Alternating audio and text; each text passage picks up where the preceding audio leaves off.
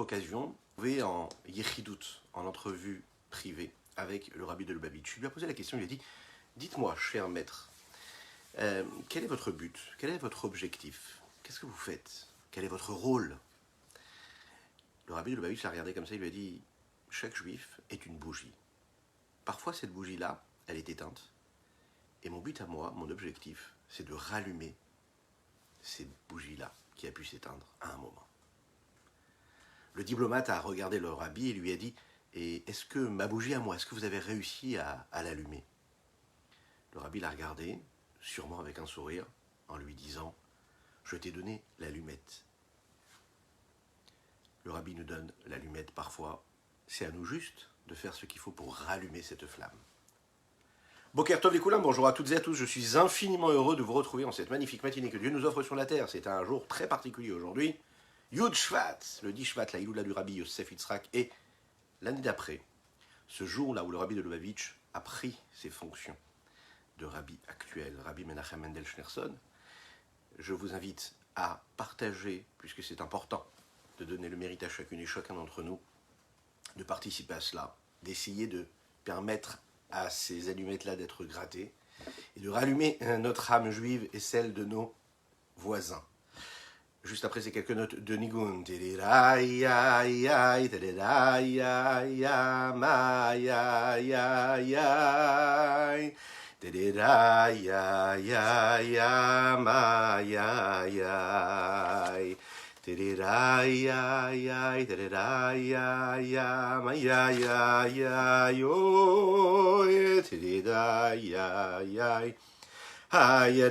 ya ya terera ya ya ya ya ya mayada ya ya terera ya ya ya ya ya maya ya ya ya terera ya ya ya maya ya ya ay ay ay ay ay Tirira ya ya ya ma ya ya ma ya ya ya ma ya ya ya ay ay ay ay ay Tirira ya ya ya ma ya ya ya Lechaim.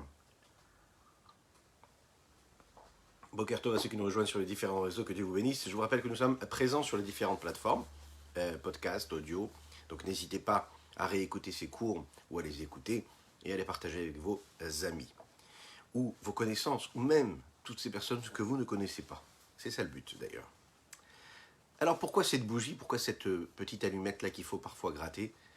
Pourquoi est-ce que l'âme du juif elle est comparée à cette bougie? Et pourquoi est-ce que la bougie s'éteint parfois? Pourquoi est-ce qu'elle ne reste pas toujours allumée?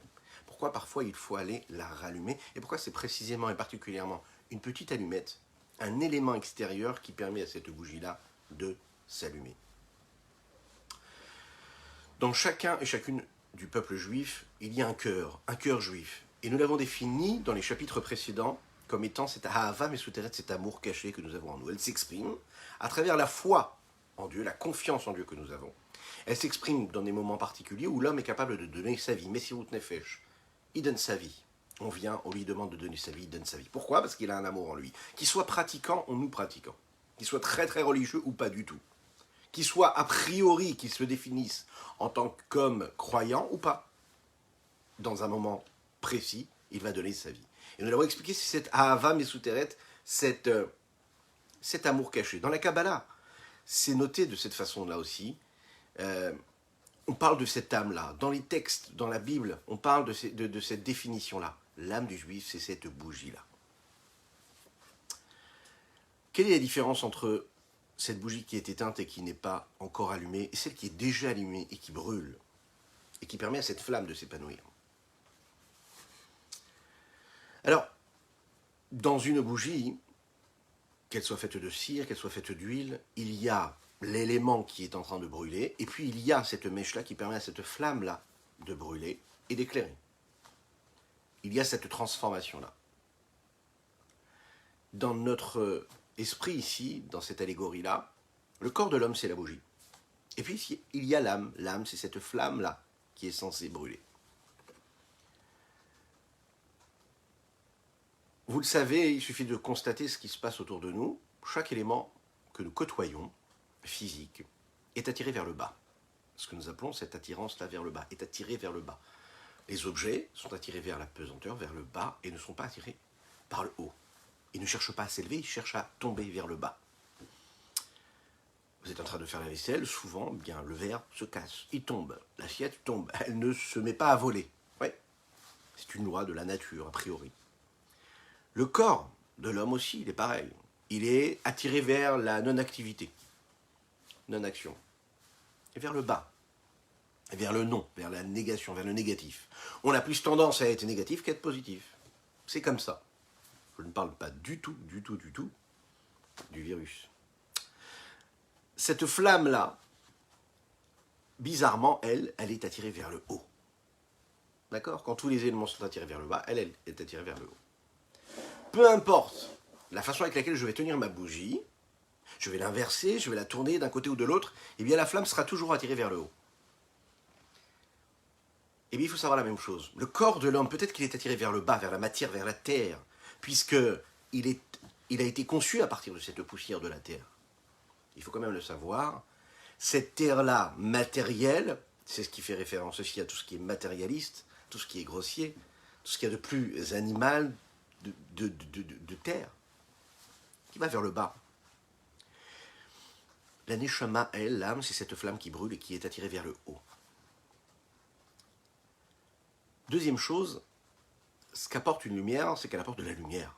Mis à part le fait qu'elle est attirée vers le haut, alors que le reste des objets, ou même de la nature du corps de l'homme, c'est d'être attiré vers le bas, la bougie, elle permet à cette flamme-là d'être attirée vers le haut, mais aussi d'éclairer. Et ça, c'est un deuxième point qui est très important. La lumière, elle est là pour éclairer l'obscurité, pour transformer l'obscurité. Et cette lumière-là vient précisément de cette flamme-là, et non pas du corps même de la bougie. Elle vient de la flamme. C'est la même chose. Un juif, il éclaire autour de lui. Un juif, comme le rabbi le disait à travers cette histoire-là, mais comme on le sait, que c'est sa mission d'ailleurs, de nous rappeler cela, que nous sommes tous ces réverbères-là pour éclairer autour de nous. Et on doit donc éclairer le monde. Maintenant, d'où vient cette lumière? Cette lumière, elle vient de l'âme qui, elle, est dans ce corps-là. Il y a un troisième élément qui est assez intéressant à regarder. Et on constate que dans une flamme qui est posée là sur cette petite bougie, ou grande d'ailleurs, il y a un mouvement. La flamme bouge sans arrêt. Elle ne reste pas en place. Elle ne tient pas en place. Elle a besoin de bouger. Vous avez regardé déjà un enfant juif qui étudie la Torah, ou même un adulte, ou ces personnes-là, quand vous rentrez dans une synagogue et que vous voyez ces hommes-là en train de se balancer pour prier. Ils bougent dans tous les sens. Mais pourquoi est-ce qu'ils bougent? Qu'est-ce qu'ils ont à bouger comme ça? Nos textes disent que c'est justement cette âme-là qui est en eux qui est en train de bouger. L'âme, elle vibre. Elle ne supporte pas rester en place. Elle a besoin de bouger. Il y a quelque chose qui vibre en nous. Il y a quelque chose de spécial. C'est quoi cette force-là, cette lumière qui nous fait bouger? C'est la lumière de la sainteté. Rentrez dans un amphithéâtre. Vous allez voir, il y a 700 étudiants qui sont en train d'écouter un magnifique cours que leur fait leur professeur, leur grand professeur dans une université. Regardez bien les étudiants, ils ne bougent pas.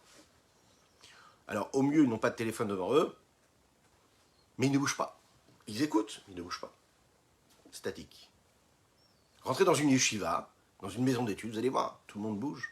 Il y a cette doucha qui bouge en eux, qui vibre en eux. Il y a quelque chose, il y a une force. C'est cette neshama-là qui cherche à monter vers le haut. À sa source première.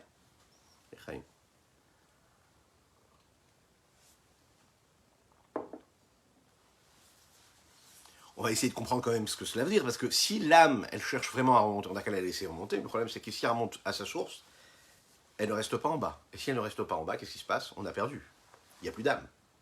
Et l'homme est censé vivre jusqu'à 120 ans, et après 120 ans, Bezrat Hashem, avec la venue de Mashiach, tout en ayant son corps et son âme. Et il doit garder son âme. Donc on va voir que d'un côté, l'âme, la seule chose qu'elle veut, c'est monter là-haut à sa source, mais de l'autre côté, elle veut rester dans son corps. Elle a besoin de rester dans le corps. Et c'est le corps qui la retient, comme la bougie retient cette flamme-là qui veut s'échapper de cette mèche. L'aspiration de la flamme, elle est différente de toute l'aspiration que tout élément de toute la nature pourrait avoir. En général, chaque élément cherche à être, à exister et à perdurer. C'est l'obsession de toutes et tous, c'est l'obsession de la société, c'est l'obsession de tout. On vend énormément de choses aux gens pour leur permettre de croire et d'imaginer qu'ils sont en train de devenir éternels. Ouais. Et bizarrement, le temps, il disparaît et on n'en fait même pas bien usage. Pas assez, pour le moment. Mais comme le rabbi de Lubavitch avait l'habitude de dire, c'est aujourd'hui qu'on doit transformer le monde. Aujourd'hui, pas demain. Le rabbi était un juif qui ne vivait pas demain, il ne vivait pas hier, il vivait aujourd'hui. C'est-à-dire que tout se joue maintenant, en réalité. Tout se joue maintenant. Donc ça veut dire que chaque instant qui passe, tu dois transformer le monde, transformer ton existence. Cette flamme-là, elle est là. Peut-être que si je la laisse échapper, elle va remonter là-haut. Elle va peut-être s'éteindre. Moi, ce que je fais, c'est que je fais tout pour que la faire exister tout de suite maintenant.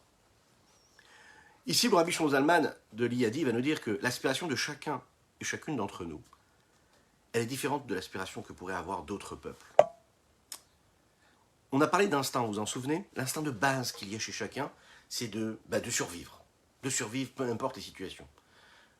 La volonté de chacun, qu'il ne le veuille ou non, depuis qu'il est petit, aussi loin qu'il s'en souvienne, c'est d'évoluer, de grandir, de s'ouvrir, de s'épanouir, d'être un petit peu plus ce qu'il est lui. Le juif, lui, il a une mission qui est autre que cela. Le juif, sa mission à lui, c'est de s'annuler, de transformer ce qu'il est lui en étant ce qu'il est censé être, c'est-à-dire le dévoilement de Dieu, ici-bas sur terre. Il ne cherche pas à s'épanouir en tant qu'être, en tant qu'entité personnelle particulière, mais il cherche l'inverse, il cherche à s'annuler complètement devant la volonté de Dieu, et donc laisser Dieu s'exprimer en lui.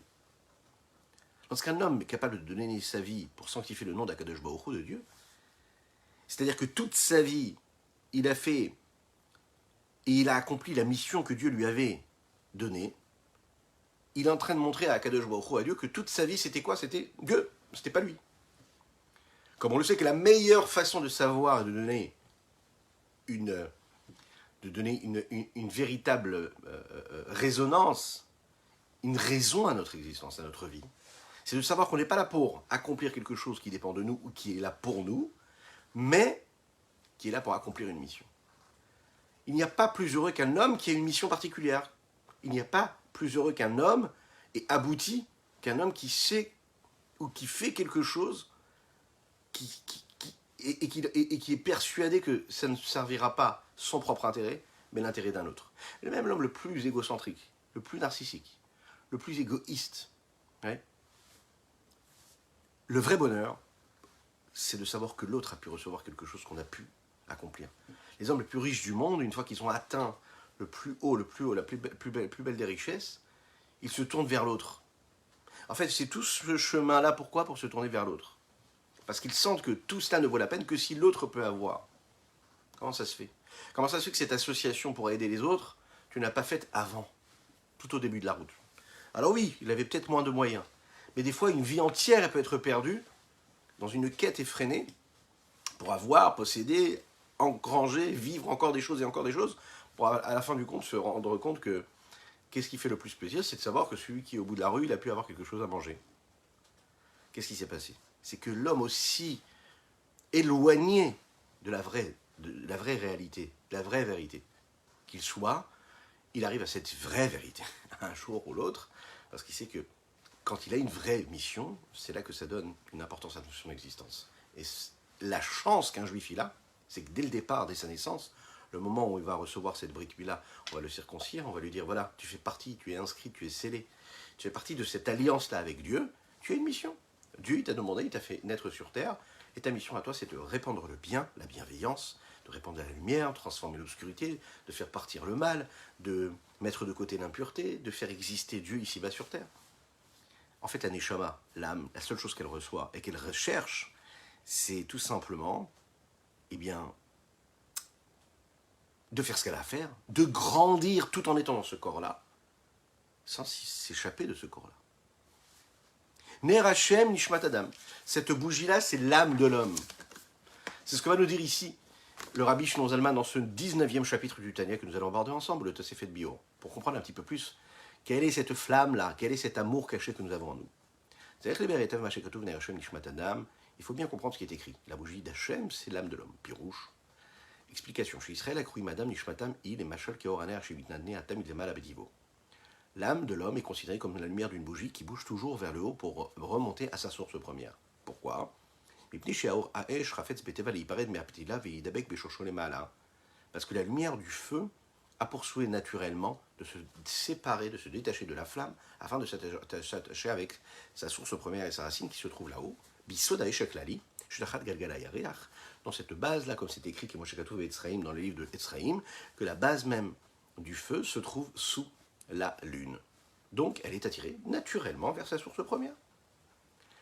Et bien que la lumière du feu qui va se détacher de la flamme, à un moment va s'éteindre. Et si elle s'éteint, elle n'éclaire plus.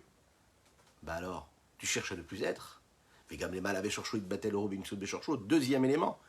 Dès l'instant où la flamme elle va rejoindre sa source première, c'est-à-dire le feu qui est sous la lune, ben elle va disparaître, puisque quand elle retombe dans sa source, elle n'est rien face à l'immensité de sa source. Donc, un, elle disparaît, elle n'éclaire plus en bas. Deux, elle disparaît dans sa source, donc elle n'est plus. Et quand même, elle a quand même envie de remonter là-haut. Car Nishmat Adam, l'âme de l'homme, elle est comme ça. Mais également, il y a des différents niveaux qu'il y a dans l'âme, à savoir Ruach Nefesh, l'esprit et le Nefesh. Son envie, son désir profond et son souhait, de manière totalement naturelle, c'est de se séparer et de sortir de ce corps-là, qui est comme cette petite mèche-là, et de se rattacher à sa source première, à sa racine, qui se trouve en Dieu, c'est-à-dire au niveau de la vie éternelle, du Saint béni soit-il. Agam Shetia in VFS, bien que cette âme-là, lorsqu'elle monterait là-haut, elle deviendrait nulle, inexistante, puisqu'elle se vêtit de Batel Shabé Mitsut Legamres, s'annulerait complètement dans l'entité divine, c'est-à-dire Dieu et rien d'autre. Il ne restera rien de son essence première, c'est-à-dire ce qu'elle est, parce qu'elle a commencé à être, parce qu'elle était dans le corps de l'homme. Mais dès l'instant où elle retourne à sa source, elle n'a plus d'entité particulière et personnelle, elle n'est rien. Donc, Afalpiken, Zeretsona, Vechevtsa Betiva. Mais c'est quand même sa volonté de monter vers le haut, comme cette flamme-là qui a toujours envie de bouger, de monter vers le haut. Vetevazé, maintenant cette nature-là, où Shem Amusha lechol davar sheno bichrinatam vadat. Cette nature-là, c'est ce que nous donnons comme un nom emprunté, si l'on veut, à tout ce qui ne pourrait pas être défini à travers le niveau de la raison et de la conscience. On va l'expliquer tout de suite. Vegam kan, ici aussi. Akavana sheratzon lechafet ze benefesh eno bichrinatam vadat vesechel musag umuvan. La volonté qu'elle a, cette âme-là, c'est pas du tout quelque chose qui peut être compréhensible, qui peut être expliqué intellectuellement. Et la malamada de Sechel Musag Vamouan, ça dépasse tout raisonnement, tout intellect, tout ce qui pourrait être compréhensible. Vous vous souvenez, on s'était quitté hier sur cette notion-là de Chorma, le point, le flash, hein, cet éclair-là, qui vient et qui s'en va juste après. On l'a dit, il dépasse même les limites de l'intellect. Il touche l'infini, cette Chorma-là. Ça touche l'infini parce que c'est au-dessus même des limites de l'intellect, parce que sinon, si ça dépendait des limites de l'intellect, ce serait donc limité. Et pour qu'il y ait quelque chose de nouveau, il faut qu'il y ait quelque chose qui dépasse les limites de l'intellect. Et c'est ça la Chorma. Et là, c'est la même chose. C'est la même force ici qu'il y a dans cette définition-là de l'âme qui cherche à monter vers le haut, puisque d'un côté, elle a besoin de rester ici-bas, mais de l'autre côté, elle est attirée par quelque chose qui la dépasse. Et ça, on ne peut pas le comprendre. On ne peut pas le saisir. C'est le niveau de Chorma le plus élevé qu'il y a dans l'âme, chez Baor Ensof Baruch Hu, dans lequel il y a la lumière de l'infini du Saint béni soit-il.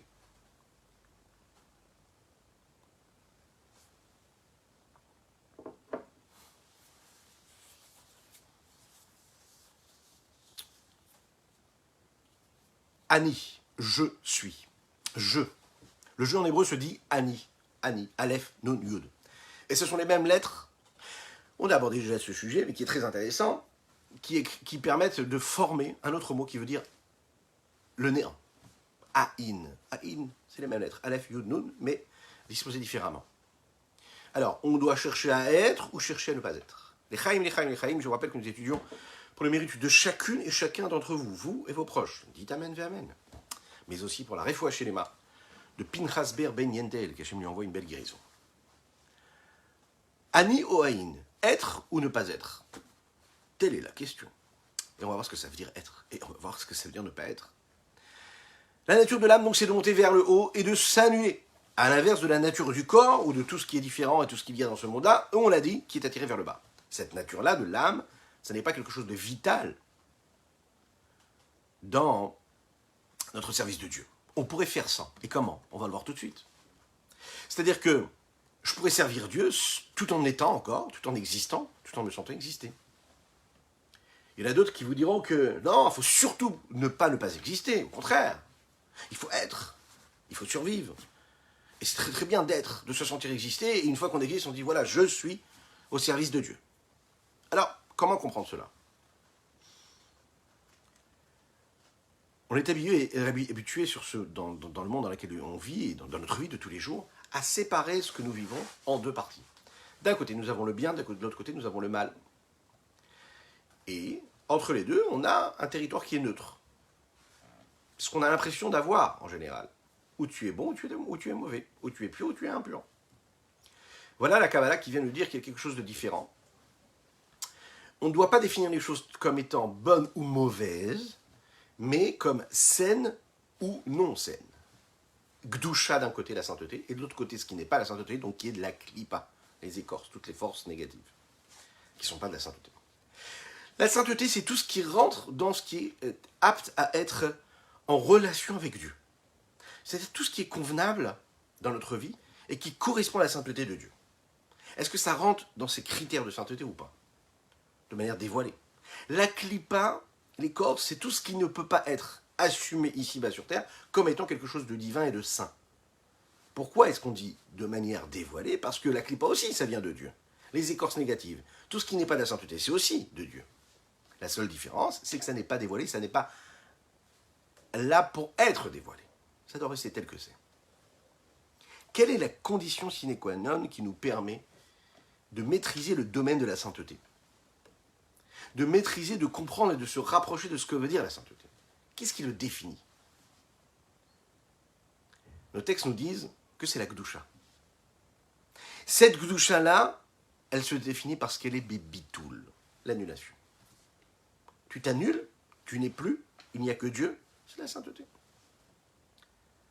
Afin que la Shrina, que l'évidence de Dieu, que le rayonnement de Dieu puisse se faire ici-bas sur Terre, que ce soit dans un endroit précis, que ce soit sur une personne en particulier, sur un objet en particulier, cela ne peut se faire que si cet objet, cet endroit ou cette personne est dans cette annulation, cette abnégation totale, elle cesse d'être pour laisser Dieu être à sa place. L'inverse de l'annulation, c'est le fait d'être, de se sentir être. Je suis au centre. Et puisque je suis au centre, je ne peux pas laisser la sainteté entrer en moi.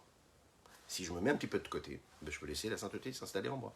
Les Chachamim le disent, quand un homme est orgueilleux, alors Kadosh Baruch Hu, il dit, hey, Ein ani vehu yicholim ladur bekfifa achat. Lui et moi ne pouvons exister au même endroit. Tu es orgueilleux, donc c'est toi qui existes. Donc si tu existes, j'ai plus de place. Donc je te laisse être ce que tu es toi avec tes limites. D'après la Kabbalah, il faut savoir une chose. On nous explique que l'annulation face à l'existence, le fait d'être face au fait que nous puissions ne pas être,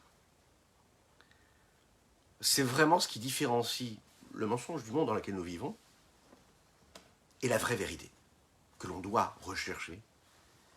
C'est la différence qu'il y a entre la recherche et la quête effrénée de l'intérêt personnel, à l'inverse, celui qui est obsédé par une seule chose, l'intérêt de la sainteté, et qui va tout faire dans sa vie pour se dire, allez, comment est-ce que je peux laisser la sainteté exister, perdurer? Ça nous enlève beaucoup d'épines du pied, ça nous enlève beaucoup de problèmes, sachez-le. La Chassidoute est précise et elle dit, voilà, il faut savoir que pour servir Dieu, la base de tout, c'est le bitoul. Qu'est-ce qui peut t'amener à te retrouver face à des situations qui sont très compliquées à gérer dans ton existence, à toutes les tentations que ton mauvais penchant pourrait avoir? C'est le fait que tu sois, que tu penses et que tu es persuadé que tu es censé être au centre, et comme tu es au centre, alors tu es censé vivre ce qui se présente à toi. Dès l'instant où tu comprends qu'en fait que tu n'es juste que quoi? Que ce petit marteau qui est dans la main de Dieu, et qui est là juste pour faire le geste, tu es juste, et tu fais juste partie de ce rouage-là, ce grand rouage qui est une petite pièce dans ce bel objet que Dieu a créé. À ce moment-là, tu te soumets à ce que tu as à faire, tu fais ta mission, tu fais ce que tu as à faire. Ah, il y a une tentation, il y a le mauvais penchant qui s'installe et qui te dit va à droite ou à gauche, mais tu peux pas le suivre. Pourquoi tu peux pas le suivre? Parce que tu n'es rien. T'as pas envie de te lever et faire ta tefila, mais tu es obligé de te lever parce que tu n'es rien. C'est pourquoi tu n'as pas envie, tu existes. On le verra dans les services de Dieu, il n'y a que ça. Cette notion de bitoul, d'annulation, d'abnégation, c'est la base du service de Dieu. Autrement, tu peux passer des années à étudier la Torah, tu peux passer des années à pratiquer les mitzvot, et être complètement à côté, tu es en train de nourrir quoi en réalité? Ton ego, ton orgueil, ta propre personne.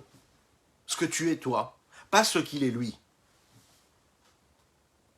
Avec quelques nuances, bien sûr. Mais qu'est-ce qui te fait courir? Est-ce que tu es vrai? Est-ce que tu ne te mens pas? Et la base de tout, c'est de savoir est-ce que je ne suis totalement annulé. Et si je suis totalement annulé, alors à ce moment-là, je fais les choses comme il faut. Echaim, echaim.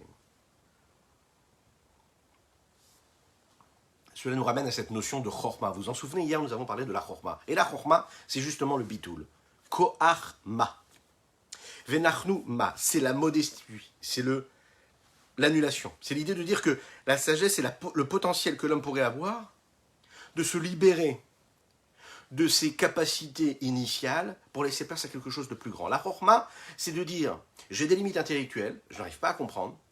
D'un coup, je mets de côté mes limites intellectuelles, les miennes, même si elles sont très élevées ou moins élevées, peu importe, et je fais table rase, et je laisse quelque chose de nouveau entrer en moi. Dès l'instant où je suis en train d'écouter un cours, où je suis en train d'étudier un texte, et on l'a dit, et je suis obsédé par ma vision des choses, ma façon de comprendre, il y a le jeu, et j'ai compris ça dans le texte, et c'est plus de la Torah. C'est quoi? C'est de l'égoïsme, du narcissisme, de l'égocentrisme. Si quand tu termines ton texte, tu dis j'ai compris, je suis, et peut-être que lui a mal compris, peut-être que moi j'ai une autre vision de compréhension, c'est pas du tout ce qu'Hachem il attend de nous. C'est ce que la Chassidut est venu nous rappeler. On ne te demande pas d'être.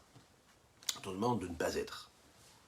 Et tu peux ne pas être, et justement être très très très intelligent, et devenir un très grand chacham, un très grand tzaddik qui connaît énormément de Torah. Mais tu seras parti sur ce point-là de base qui est quoi? Le bitoul. Je suis rien. Je ne suis pas. Pas je suis rien. Et comme je ne suis rien, et comme je ne connais rien, donc en fait j'ai laissé une place à l'ouverture pour quelque chose de nouveau. Et je peux intégrer quelque chose de plus fort.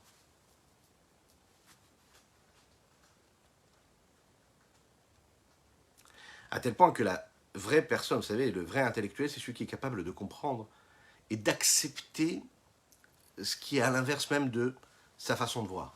Comment est-ce que je peux accepter l'autre? Il a une façon de m'expliquer qui correspond à la couleur bleue. Et moi, je l'ai compris de la couleur rouge. Comment est-ce que je peux accepter une autre couleur? Parce que moi, pour moi, je vois les choses de cette façon-là.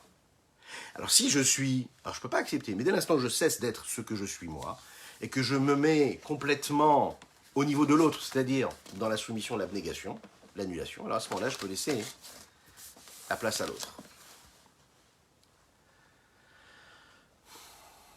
Tel un volcan en éruption. Vous savez ce qui se passe? C'est ce qui se passe quand un homme, il n'a pas réussi à se libérer de ce jeu, de ce moi. Et donc, il y a cette tahara, ce plaisir, ce désir qui s'impose en lui, qui s'installe et qui exige de lui tout. Le problème, c'est que ce volcan-là, il est en sommeil, en réalité. Très souvent, il est en sommeil, et d'un coup, il peut se réveiller. En l'homme aussi, il y a cet état de sommeil, et physique ou même spirituel. Lorsqu'un homme va dormir, même un homme qui peut avoir une énergie folle, un homme qui est fort, puissant, actif, même plus qu'actif, il a besoin d'aller dormir. Même si c'est quelques heures par jour, il a besoin d'aller dormir pour régénérer un petit peu son oxygène et son énergie. Lorsqu'il dort, toute sa puissance, toute son énergie, tout son charisme, tout ce qu'il est, toute l'expression de ce qu'il est en état de sommeil. Est-ce qu'on va dire qu'il n'est plus fort, qu'il n'est plus puissant, qu'il n'est plus intelligent, qu'il n'est plus charismatique, qu'il n'est plus ce qu'il est parce qu'il est en train de dormir? Non. Et pourtant, il n'est pas du tout en action. Il n'est pas du tout actif. Mais tous ses potentiels, toutes ses forces sont en état de sommeil. Dès l'instant où il va se lever le matin, il va dire « Merci mon Dieu, modéani lefanecha, je te remercie de m'avoir rendu mon âme ». Alors à ce moment-là, il va se servir de tout ce qu'il avait déjà hier, de toutes ses capacités, de tous ses potentiels. Si on regarde un petit peu plus, dans la psychologie, il y a aussi cet état de sommeil. On a tous des besoins psychologiques. On a besoin d'une forme d'indépendance, on a besoin de se sentir utile, on a besoin de se sentir exister à travers ce que nous faisons. On a tous ces besoins-là, mais il y a aussi en fait des situations où tous ces besoins-là ne s'expriment pas. Ils sont là, ils sont en nous, et on ne les connaît même pas. On ne les utilise même pas à bon escient. D'un coup, on arrive à une étape de notre existence, on n'en est même pas conscient, et là, à ce moment-là, tous ces besoins-là, toutes ces capacités, ces énergies que nous avons en nous, vont exploser. Véritablement. Ils vont vraiment surgir. Alors c'est dans des moments qui sont parfois difficiles, de remise en question. Parfois, lorsqu'une personne perd un être cher, elle va se dévoiler complètement. Elle va retrouver quelque chose en elle, un potentiel qui va lui permettre d'exister de manière beaucoup plus grande, beaucoup plus belle, beaucoup plus forte. Lorsqu'il y a des moments particuliers dans la vie qui nous poussent à ça, on se rend compte qu'en fait, on avait des potentiels qui étaient en état de sommeil, qui d'un coup se sont réveillés. Psychologiquement, on va dire que c'était dans l'inconscient, et que d'un coup, on a décidé d'assumer tout cela, et de le vivre. Cette idée-là, il faut savoir qu'elle existe à travers la notion de d'âme divine et d'âme animale. Nous avons tous cette âme divine en nous. Qu'est-ce que c'est cette âme divine? C'est cette lumière qui provient de l'infini du Saint béni soit-il, qui est présente, qui est là, c'est de l'infini en nous. Où est-ce qu'elle est, cette lumière de l'infini? Elle se trouve où? Dans la sagesse, la chorma de l'âme, ce niveau le plus élevé de l'âme. De par et grâce à cette force-là, peu importe la situation dans laquelle je me trouve, peu importe où je suis, qui je suis, j'ai ça en moi, que je le veuille ou non, cette volonté-là de m'attacher à Dieu. Il n'existe pas un juif sur terre qui n'a pas envie de s'attacher à Dieu. Même si toutes nos capacités intellectuelles ou même émotionnelles, sensorielles, ce que vous voulez, nous montrent complètement l'inverse, ça ne changera jamais le fait que nous avons cette étincelle divine en nous.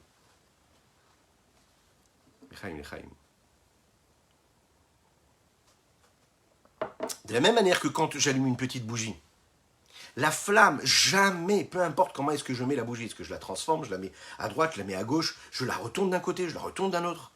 Peu importe, cette flamme, elle sera toujours attirée vers le haut. Alors sache, mon frère juif, que ton âme juive, elle est en toi, et cette étincelle, elle est là, et que tu le veuilles ou non, peu importe ce que tu penses, ce que tu fais, ou ce que tu dis, cette flamme-là, elle est toujours attirée vers le haut. Donc ton âme divine, elle est toujours présente. La seule chose, c'est que parfois cette flamme, elle est éteinte. Il faut aller l'allumer. Lorsque cette aspiration divine, elle est en état de sommeil dans l'âme du juif, lorsqu'un juif, il est toute sa vie, depuis le moment où il se lève le matin, et jusqu'au moment où il va dormir le soir, et même parfois, même après qu'il aille dormir, il est là pour survivre dans ce monde physique matériel. Survivre et se laisser emporter par tous les plaisirs que le monde peut lui offrir. Dans cette quête effrénée. Alors, sa tête, elle est plongée complètement dans cela. Dans le matérialisme, dans la matérialité, dans le corps, dans les plaisirs, dans ce qu'il peut tirer de toute cette nature qui est autour de lui. Ça l'amène à ce qu'on appelle un sommeil spirituel. C'est un état de sommeil spirituel. Ah, mais non, mais pas du tout, mais moi je suis né comme ça, donc j'ai pas l'impression d'avoir été dormir spirituellement. Ah d'accord. Mais dès l'instant où tu as été conscient, même si tes parents t'ont pas éduqué comme ça, ou même si tes parents t'ont éduqué comme il fallait spirituellement, et que tu as l'impression, tout en étant un homme religieux, pratiquant, etc., tu as l'impression d'être dans un état de sommeil. Et ça peut exister, ça existe tous les jours. Qu'est-ce qui s'est passé à ce moment-là? C'est qu'en fait, tout en étant dans des actes concrets et faisant ce qu'il faut, tu es dans un état de sommeil. Et là, à ce moment-là, tu dois faire un travail pour retrouver et raviver cette flamme-là, comme cette braise-là, dans laquelle il y a tout le potentiel de flamme, mais qui est en état de sommeil. Même lorsque, par exemple, on a une inspiration divine qui s'installe en nous, c'est-à-dire le niveau de la chorma de l'âme, ce niveau le plus élevé qui dépasse même les limites que nous avons en nous, et qui se met en route, il y a cette aspiration qui est présente, elle ne s'exprime que si on est parti chercher cela et on a gratté avec cette petite allumette. Et qu'est-ce qui me permet de raviver cette flamme-là? C'est parce que j'ai quand même intégré cette notion-là de bitoul, de soumission.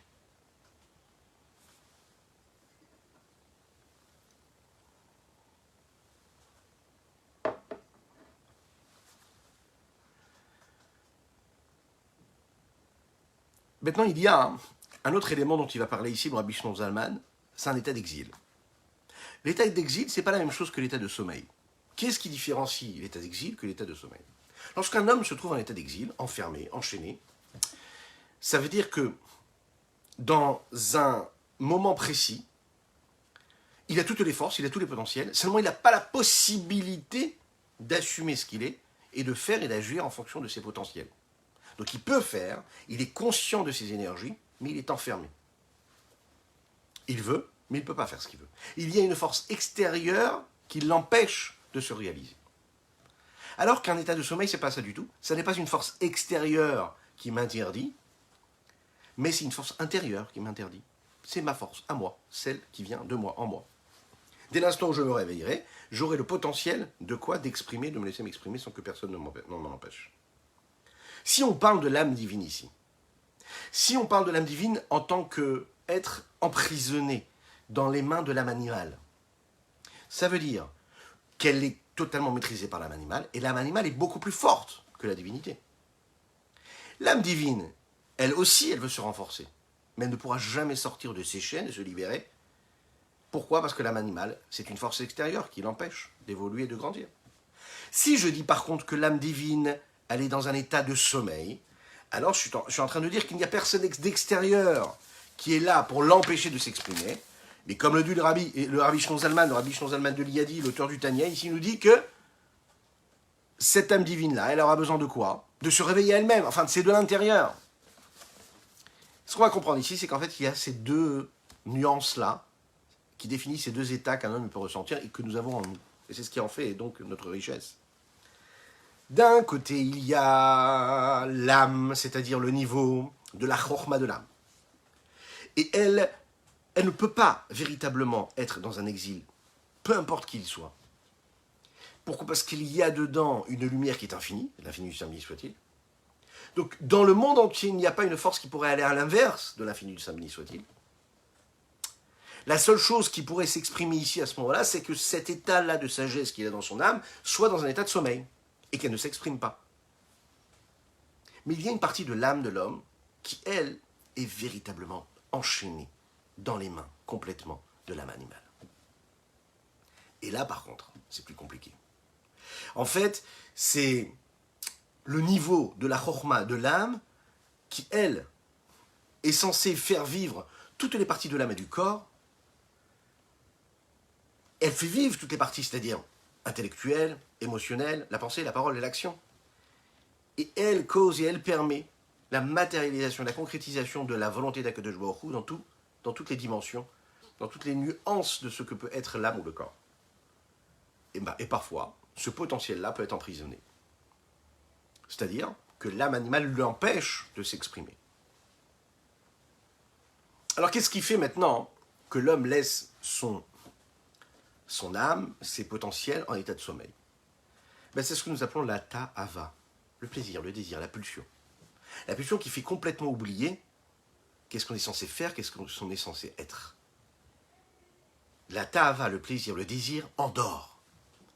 Et là, chez Galuta Zel, Ibrinat Chorma, il faut savoir que cet exil-là, qu'il y a dans ce niveau de Chorma qu'il y a dans l'âme, par exemple chez ceux qui n'accomplissent pas la volonté de Dieu, l'impie, Eno Ela, la Prina Mitpachetet Mina Benefesh Kula la Chayuta. Il n'est que là, à travers ce qui se diffuse dans cette âme-là, afin de la faire vivre, parce qu'elle a besoin d'énergie. Aval Shoresh Vikar chez le Prinat Chorma chez Benefesh Elokid ou Bamochin. Mais la racine source et la source première de ce niveau de Chorma qui est dans l'âme divine se trouve dans la partie cérébrale.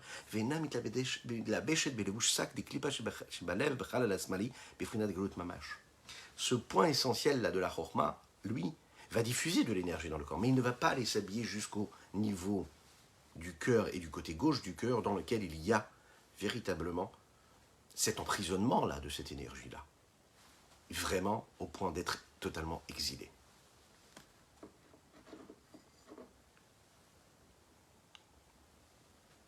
Rak. Shei, Befrinat Shena Barishaim, si ce n'est que ce niveau-là de Chorma se trouve à un niveau de sommeil, chez les Rishaim, ceux qui ne font pas la volonté d'Hachem. Elle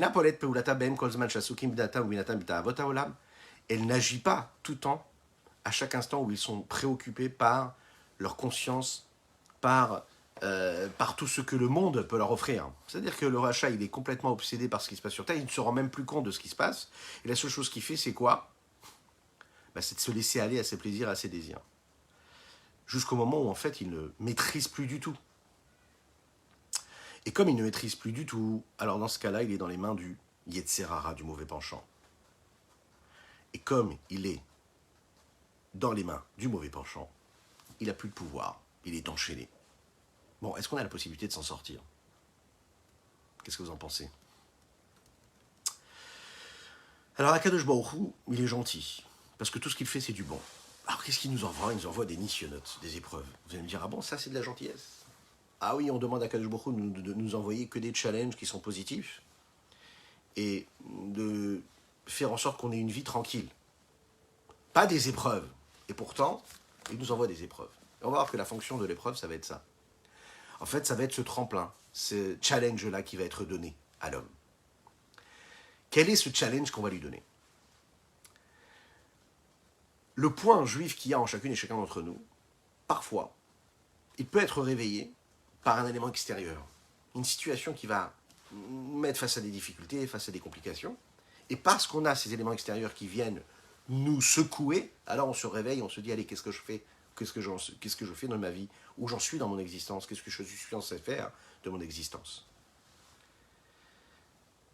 La question, c'est comment est-ce qu'on est capable de le faire? Alors, lorsque je suis en train de dormir véritablement, alors qu'est-ce qui se passe? Quelqu'un d'extérieur il me dit, il faut que tu te réveilles, il faut que tu ailles travailler, il faut que tu ailles faire la tefila. Donc il vient me secouer. Parfois, il a besoin de me secouer de manière vive, et parfois, beaucoup moins vive. Lorsqu'on parle d'un sommeil qui est spirituel, afin de réveiller l'âme, il faut aller la secouer elle aussi. Le Rambam nous dit, par exemple, que quand on sonne le chauffard à Rosh Hashanah ou à Yom Kippour à la fin, c'est pour réveiller l'âme, pour la secouer quelque part. Réveillez-vous de votre sommeil. Mais parfois, ça ne suffit pas. Alors, la vie de l'homme, elle va se transformer en un véritable challenge. On va le mettre face à des épreuves et on va le secouer un petit peu dans sa vie active, dans sa vie matérielle. Et parfois, il faut remercier Dieu lorsqu'il nous met face à ces situations-là, puisque ça nous permet de sortir de cette torpeur-là où on est complètement plongé par les plaisirs du monde. C'est en fait, en réalité, un remerciement que nous devons donner à Akadosh Baruch Hu. Et on doit le dire de cette façon-là. Lorsqu'on arrive face à une épreuve qui remet en question notre foi en Dieu quelque part, ça dépasse même notre savoir, notre conscience. Et ça touche notre âme. Les frinat chorma sheba, au niveau de chorma qu'il y a dans cette âme-là, le niveau le plus élevé. Alors à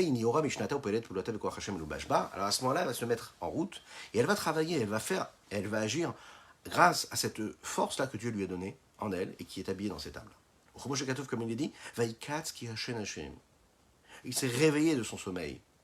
La mode banisayon, de tenir avec une foi véritable, sans avoir besoin de raisonnement, de questionnement, de compréhension intellectuelle. Juste, je fais ce que je dois faire. Ou bien, je suis capable de surmonter l'épreuve qui se présente devant moi. Je suis habitué à me laisser aller à tel ou tel plaisir interdit, ou me laisser aller à tel ou tel plaisir permis, d'après la Torah. Mais je sais que ça me matérialise un peu trop. Ça me salit un petit peu trop. Ça me rend moins saint. Je ne suis pas dans la sainteté à ce moment-là. Alors je me renforce. Même si je n'arrive même pas à le comprendre, je le fais de manière automatique. Velimos baem, me dégoûter de ces plaisirs-là. Velifrorlo Hashem Michalkol Goralo, et de choisir Dieu et ce qu'il m'a donné, et la part qu'il m'a donnée, qu'il m'a transmise. Limsor lo nafsho akdushat shemo, être prêt à donner son âme, de donner sa vie, pour sanctifier le nom de Dieu. Ve'av ki aklipot gavru alav kol yamav lo yachol lahem. Et bien que toutes ces clipotes, toutes ces forces négatives, les forces de l'impureté, ont quand même eu ce potentiel de le maîtriser pendant toute sa vie, par exemple, et qui n'a jamais trouvé moyen de les combattre. Comme les Chachamim nous disent de mémoire bénie que les Rishaim, eux, sont dans et sous la maîtrise de leur cœur, Mikol Makom, il faut quand même le savoir.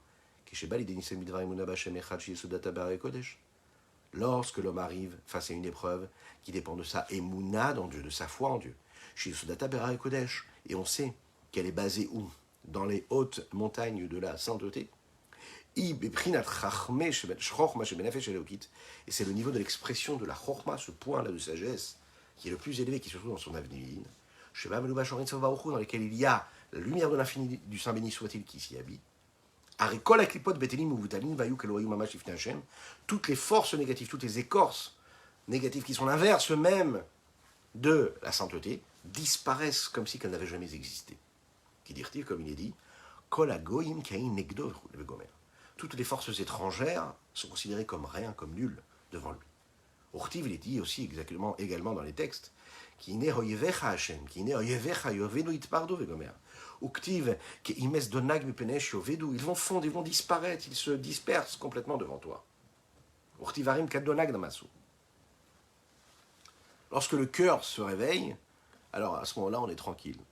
Donc il faut faire ce travail-là initial, comme ici dit dans le mot le Rabbi Shlomo Zalman. Vous savez que notre personnalité, elle est complexe. C'est pas évident. Il n'y a rien d'évident. Qu'est-ce que c'est cette complexité intérieure et profonde que nous avons tous? Lorsqu'un homme se réveille véritablement, il se réveille à travers son intellect et ses sentiments. Son intellect, ses capacités intellectuelles et ses émotions. L'homme comprend, il ressent qu'il est juif et qu'il a envie de s'attacher à Dieu. Il ne veut pas être identifié comme étant quelqu'un qui est sous l'emprise des forces négatives, des forces de l'impureté. Le juif ne le veut pas. Et lorsqu'il réussit à se réveiller, cela va prendre forme à travers les différents vêtements qu'il peut avoir, à savoir des vêtements extérieurs ou intérieurs. La complexité, elle se voit à travers la pensée, à travers la parole, à travers l'action. On commence d'abord de manière extérieure et ensuite on va s'atteler à ce qui se passe à l'intérieur. On s'explique. Lorsque je réussis à utiliser ma pensée, ma parole et mon action pour faire la volonté d'Akadosh Baruch, alors à ce moment-là, j'ai réussi de manière extérieure à repousser les forces que j'utilisais pour ce qui était négatif. Parfois, je dois réussir à faire partir même le désir profond qui est en moi et qui n'a même pas touché les moyens d'expression qui sont la pensée, la parole et l'action. C'est-à-dire de l'intérieur, je dois complètement retirer ce désir qui me demande et qui m'exige d'être à l'inverse de la volonté de Dieu. Et ça, c'est une force que je dois aller puiser dans le point culminant de mon âme et sur le niveau de Chorma, qui est l'expression même du dévoilement de la lumière de l'infini du Saint béni soit-il. Veine. Or, Hashem Ein-Sof Baruch Hu Amulubash Bechorma Shebenefesh. La lumière de Dieu, qui est l'infini même du Saint béni soit-il, qui est habillé dans cette Chorma-là. Gadol Ve'atzum Kocho Kolkar, sa force est tellement puissante, les Garesh Vlitrot Asitracha Baklipot, au point de réussir à faire partir, à renvoyer, à repousser l'autre côté, c'est-à-dire tout ce qui n'est pas la sainteté. Chez Lo Yochlu Higeu, qui ne pourront jamais toucher et n'avoir aucun contact. Afilou Bilvushav, même avec les vêtements de son âme. Quels sont les vêtements? On les a déjà étudiés ensemble. C'est Machashava Dibur Maaseh, la pensée, la parole et l'action. Chez les Munat Hashem Echad, de la foi en Dieu que nous avons, ce Dieu unique. Dehainu, c'est-à-dire la Amod Banisayon Imsor Navsho, de réussir à tenir cette épreuve-là et de passer cette épreuve, de donner son âme. Au point même de ne jamais rien faire qui soit à l'inverse de la foi en Dieu que nous avons. Ça se joue dans les petits gestes comme dans les grands. Kegon, par exemple, les shtachavot la vodazara. Dans les grands moments, on va dire à une personne, et on l'a vu à travers l'histoire du peuple juif, prosterne-toi devant cette idole, sinon on te tue. Et l'homme est capable de donner sa vie pour ça. Afsheno mamin ba klal belibo. Bien qu'il n'y croit pas du tout dans son corps et dans son cœur.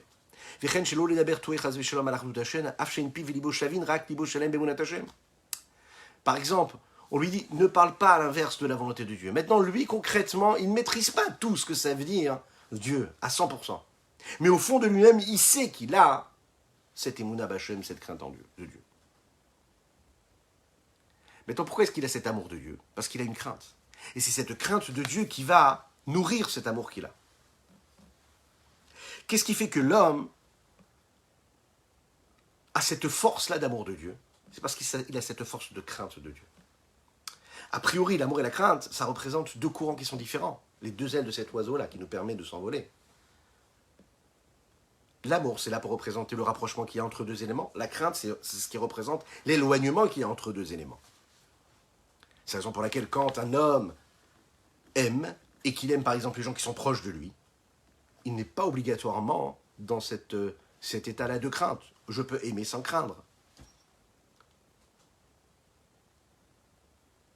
Par contre, un homme peut craindre des personnes qui sont éloignées de lui, sans les aimer, alors que les personnes qui sont proches de lui, il va les aimer, il va moins les craindre. Donc, la crainte, c'est l'éloignement, l'amour, c'est le rapprochement. Par rapport à Kadosh Baruch Hu, l'amour de Dieu, c'est la volonté de se rapprocher de Dieu. Donc elle s'exprime parce que je vais accomplir la Torah et les mitzvot. Depuis le moment où je me lève le matin jusqu'au soir où je vais dormir, et même ensuite, qu'est-ce que je vais faire? Je vais tout simplement accomplir la volonté de Dieu, accomplir les 613 mitzvot qu'il m'a donnés. Alors que la crainte de Dieu, c'est cette sensation-là d'éloignement que j'ai de Dieu, c'est-à-dire la peur de m'éloigner de lui, la crainte de ne pas faire ce qu'il attend de moi.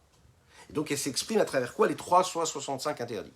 L'amour, à travers le 248, positif, c'est-à-dire un accomplissement, les mitzvot assez, et la crainte en m'éloignant de tout ce qui est négatif. Et puisque nous parlons de deux mouvements qui sont inverses l'un avec l'autre, mais qui se trouvent dans l'âme, la meilleure façon de réveiller l'amour et la crainte, c'est pas du tout la même. La façon avec laquelle je vais réveiller mes sentiments, je vais le faire comment? En utilisant la pensée, ma réflexion, ma conscience intellectuelle. C'est elle qui va créer la nécessité de l'amour de Dieu. C'est pas du tout la même chose que je vais utiliser quand je veux créer la crainte de Dieu. Je vais utiliser d'autres outils intellectuels aussi, cérébraux, pour faire naître une forme de crainte de Dieu. La réflexion qui crée de l'amour, c'est une réflexion de rapprochement vers Dieu et d'amour que lui-même nous donne, qu'il nous offre, dont on va être conscient parce qu'on va réfléchir, on va prendre conscience en prenant conscience de tout ce qui se passe autour de nous, en analysant ce qui se passe. On discerne la présence de Dieu, donc on voit l'amour qu'il nous porte. Et donc, on aime Dieu. Alors que la réflexion qui va créer de la crainte, c'est une réflexion qui nous fait prendre conscience de notre nullité. Je ne suis rien, il est tout. Et alors à ce moment-là, il est tellement grand, il est tellement infini, que je ne suis rien. Et donc, je commence à le craindre. C'est ce que nous appelons dans les textes ici, du Admorazaken, Dechilou anichlal berechimo. C'est la crainte qui est inclue dans l'amour. Chez Yahava Ativit, chez Banefesh Elokit, chez Bichlalut Israël, c'est cette âme naturelle qui se trouve dans l'âme divine, qui se trouve dans chacune et chacun d'entre nous. Chez Chefsam, Rotsonam et Tivalid avec Beshorcho, Mekora, Orinsav Baruchu. Sa volonté de manière naturelle, c'est de s'attacher à sa source première, à sa racine, qui est quoi? La lumière de l'infini, du Saint béni soit-il. Chez Mipnea Avazoverat Sanze. Et